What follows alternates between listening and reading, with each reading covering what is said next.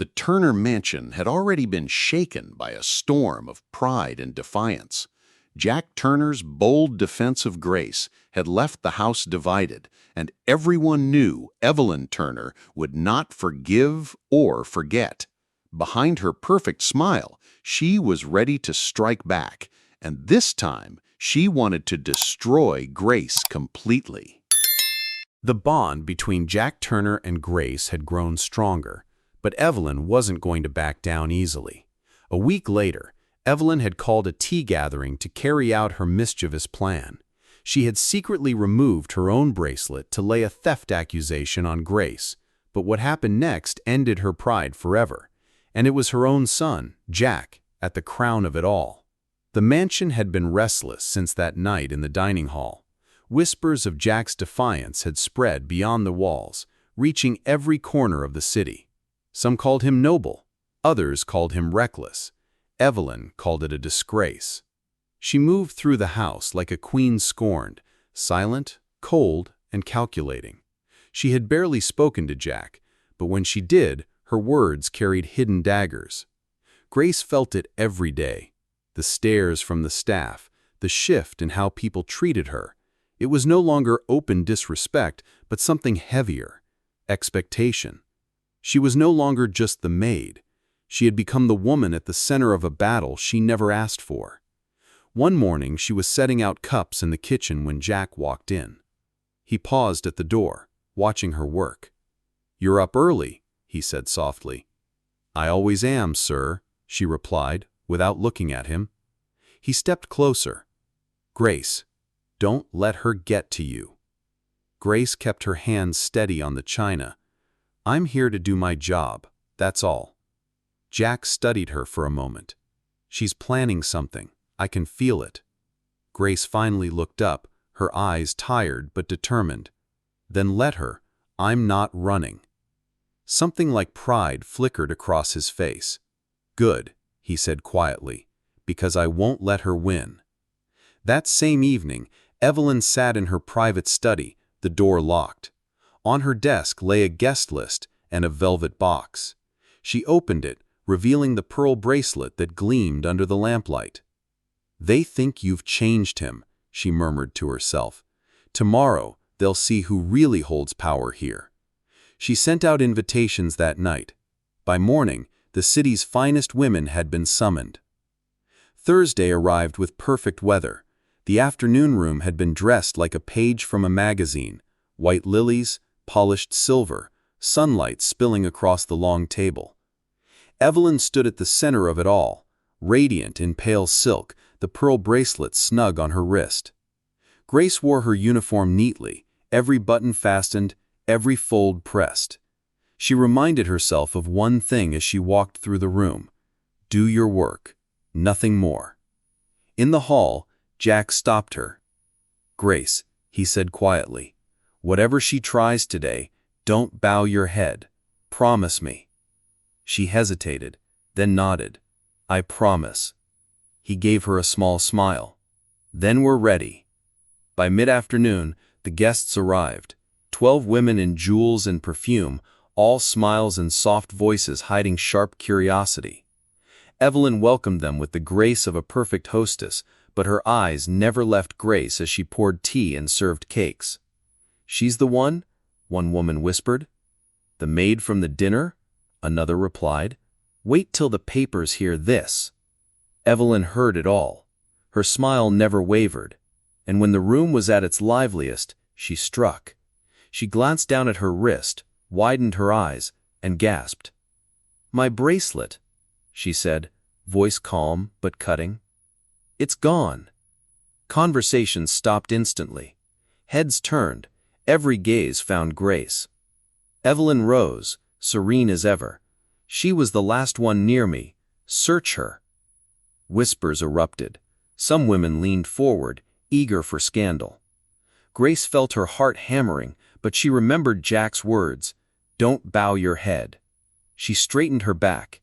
"I have nothing of yours, ma'am," she said, clear and steady. Evelyn's smile sharpened. "Then you won't mind proving it. We'll start with her quarters."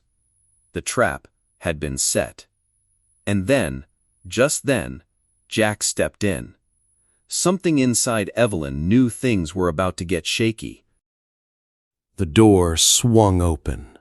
Jack Turner strode in, calm, confident, and unyielding. Every head turned as he crossed the room, his steps echoing on the marble floor. Without a word, he walked to his mother's chair, reached beneath her folded napkin, and lifted her pearl bracelet into the light. The collective gasp that followed was deafening. "It didn't go anywhere," Jack said, his voice cold. "It was hidden right here, by the woman, my mother, who accused her." The room erupted in murmurs. She planted it? Unbelievable! Evelyn's composure cracked. I was only trying to destroy her?" Margaret Dawson's voice sliced through the room like a whip. "Evelyn, have you lost all sense? Setting up your own servant to save face?" Evelyn's lips trembled. "Margaret, I have been your friend for 20 years. Margaret cut her off. "But I will not be associated with cruelty this vile. Consider our acquaintance over." Gasps circled the room again, this time directed at Evelyn herself.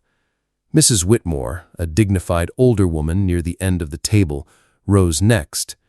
"I came here expecting refinement," she said sternly. "What I found was malice. I will not return to this house." Mrs. Bennet followed, sharp as ever. "You've humiliated yourself, and you've dragged the rest of us into it. I will be sure to make it known. I do not keep company with women who plot against those beneath them." The whispers turned into open condemnation. "Shameful. I'll never come back here again. She's finished." Evelyn stood frozen, her perfect world crumbling in front of her. Jack placed the bracelet on the table with deliberate finality. "This ends today," he said, his voice carrying to every corner of the room. "You've disgraced yourself, Mother. Not me, not Grace. You. You've humiliated me," Evelyn hissed, her pride fighting for air. "No," Jack replied evenly.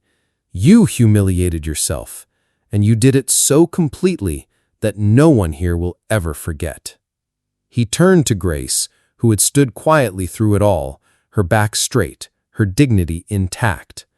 "Come," he said gently. Grace nodded and walked past Evelyn without a word. She didn't need to speak. Her silence spoke louder than any accusation. As they reached the door, Margaret addressed Jack, her voice softer. "Your father would be proud," she said. Then, with a final scathing glance at Evelyn, she left.